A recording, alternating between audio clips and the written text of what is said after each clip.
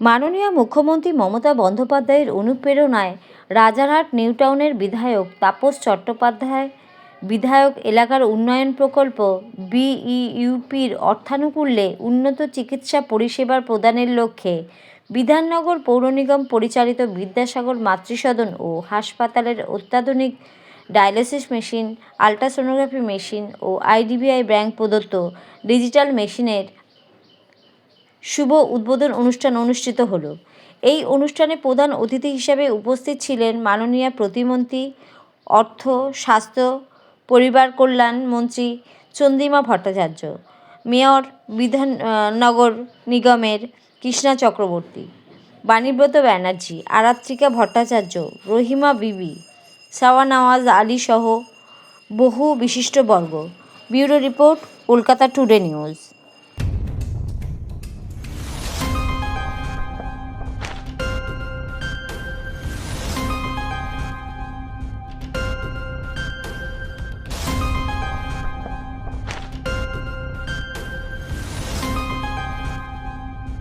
আমাদের বিভাগ এলাকা উন্নয়ন প্রকল্প থেকে দুটো, একটা হচ্ছে আপনার ডায়ালিসিস মেশিন, একটা সোনোগ্রাফি মেশিন। ইউবিআই ব্যাংক আমাদের একটা ডিজিটাল সহযোগিতা, এটি আমাদের ইম্প্যাক্ট ডেভেলপমেন্টের ক্ষেত্রে খুব গুরুত্বপূর্ণ এটা ব্যাপার থাকবে।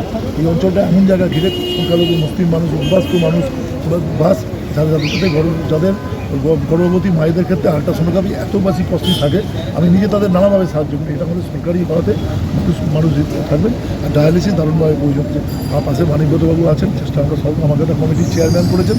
আমরা চেষ্টা করছি ছাত্রছাত্রীকে যাতে ইন্টারেক্টিভ হয়ে যাবে। আমাদের যে ইনফ্রাস্ট্রাকচার আছে না হওয়ার কোনো কারণ নেই, আমাদের হয়ে যাবে। একটা সংস্থাও ডায়ালিসিস চালানোর জন্য পেয়েছেন। এবার আস্তে আস্তে সেটা ইন্ট্রোডিউস করা যাবে। আমরা যেহেতু এটা উদ্বোধন করে মানুষের কাছে শুধু এখানে না, ব্লকও আজকে আমরা এটা করলাম। দু জায়গায় আমার বিধানসভাতে দুটি আল্ট্রাসোনোগ্রাফি মেশিনের উদ্বোধন হলো। আমি সবার কাছে প্রকাশ করছি, ধন্যবাদ জানাচ্ছি। সুন্দরভাবে বিষয়টা যাবে। আমি এলাকারই ছেলে, এখান থেকেই বড় হয়েছি। দায়িত্ব কর্তব্যের মধ্যে পড়ে বিষয়টা। খুব ভালো একটা উদ্যোগ তাপসবাবু নিয়েছেন। এটা পৌর নিগমের অন্তর্গত, বিধাননগর পৌর নিগমের অন্তর্গত একটি হাসপাতাল, বিদ্যাসাগর মাতৃসদন হাসপাতাল। মহানাগরিকও এখানে উপস্থিত আছে। খুব ভালো উদ্যোগ যে এর নতুন পালক লাগলো। এটা স্বাস্থ্য পরিষেবার পালক, কারণ এখানে ডিজিটাল এক্সরে, তার সাথে আল্ট্রাসোনোগ্রাফি মেশিন এবং তার সাথে একটা ডায়ালিসিসের মেশিন, এই তিনটি পরিষেবা দেওয়ার জন্য তৈরি হলো এই হাসপাতাল।